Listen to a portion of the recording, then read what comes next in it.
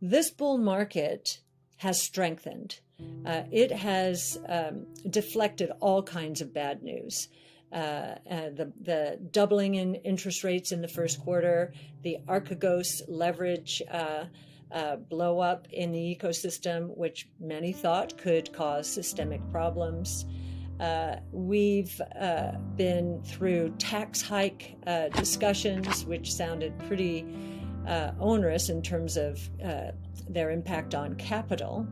And we've seen a big correction. We certainly were right in the middle of it in valuations as those interest rates went up in the higher valuation side of the market, particularly if one is looking at valuations as of this year on this year's earnings. So we're very happy at the way the market has performed. It's up double digits, and we've seen now a shift, a rotation back from value as some of these prices have started to unwind, the commodity prices in particular, towards growth. But I think we're going to see toggling back and forth until some of the confusion that I'm discussing here dissipates. What's clear is profit growth right now has been or is explosive. I think for the second quarter, at an annual rate, the S&P is annualizing earnings at $220. So that's roughly 20 times, really effectively trailing earnings. And if we think earnings are going up, and we do, then the multiple looking forward is moving down into the mid to upper teens. That is good valuation support given the level of interest rates. But if we're right, and there is an inventory cycle brewing here, and there are wage pressures brewing. I mean, we hear headlines of all the labor shortages, and in fact, the JOLTS index, so that's the job openings index, it shot up to an all-time high, another all-time high. 9.3 million jobs are just waiting to be filled. There is either a skill set mismatch or the wages are too low. And so we are seeing a lot of industries increasing wages to try and attract labor. Now, we do have many people still out on their stimulus checks until the end of September. That's in the lower wage categories. So that supply will come back in, and JOLTS, that number, 9.3, will go down. So that could take an edge off of the inflationary ramifications and the margin pressures associated with wages.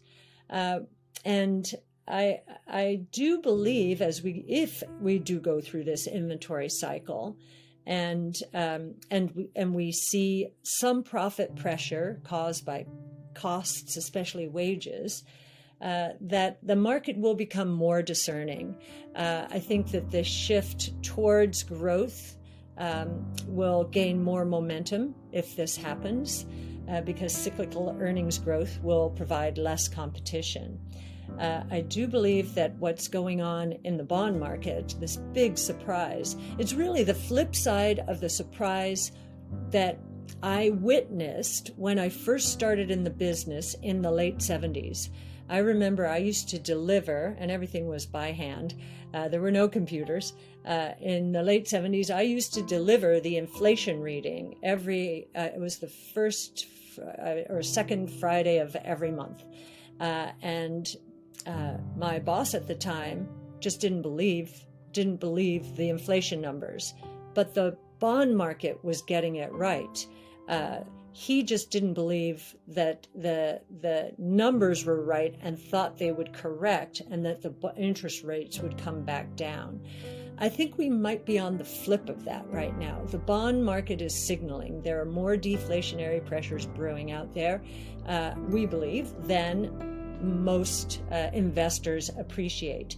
I've just mentioned the good deflation associated with innovation, but the other side of that, is creative destruction, and the deflation that will hit companies who have leveraged up to buy back shares, manufacture earnings growth, have not invested enough in getting ready for the new world. And believe me, every sector is going to be transformed. And so they will face significant pricing pressure as their products really go obsolete eventually. And then the cyclical deflation. Well, the bond market seems to say this is what's happening.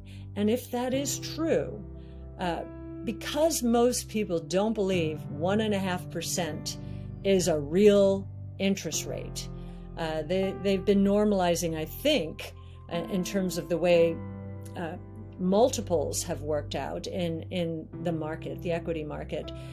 They've been pricing or valuing stocks as though the normalized interest rate is somewhere around 4%. What if it's not? What if it is half of that? That would be huge for secular growth companies, especially because there's going to be so much confusion. You have all of this innovation, which is going to be very exciting, and then you're going to have all of this destruction, which is going to be pretty demoralizing. It's going to be so important to get on the right side of change. So, part of our mission and value is to educate. We know robots are coming to satisfy or to take care of wage inflation problems. Today in our brainstorm, we're talking about robot picking strawberries. And big debate about that. Are we ready for it? Are we ready for it? And I think we believe we're ready for it. On the oil price side, the antidote to that, electric vehicles at an accelerated rate, almost a self-fulfilling prophecy if the oil price keeps going up. And just a little note for Tesla fans here. It was interesting to see in their sales, which I think were up 84% year over year, certainly taking share from the old world. If you looked at their press release, there was a very interesting picture. It was their semi-truck. Now, this press release had nothing to do with semi-trucks, and certainly not electric semi-trucks. And yet there it was. No explanation, just that there it was.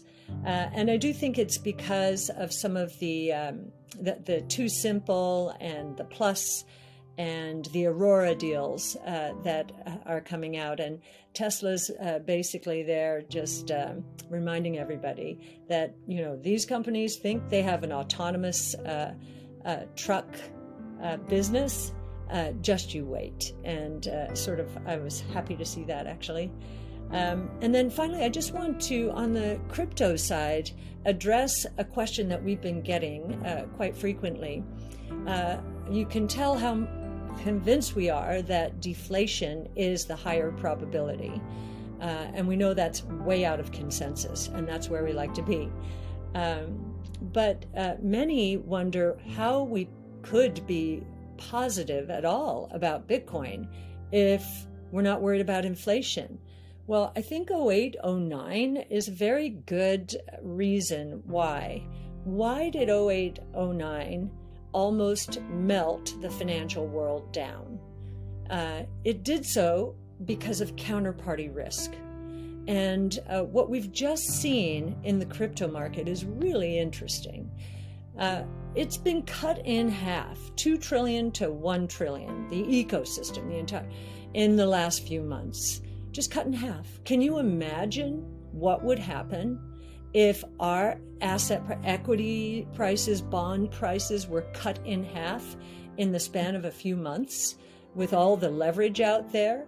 I think we'd be in a counterparty risk problem again, a big mess. Maybe not as big of a mess as we were in 08, 09, because there have been some changes.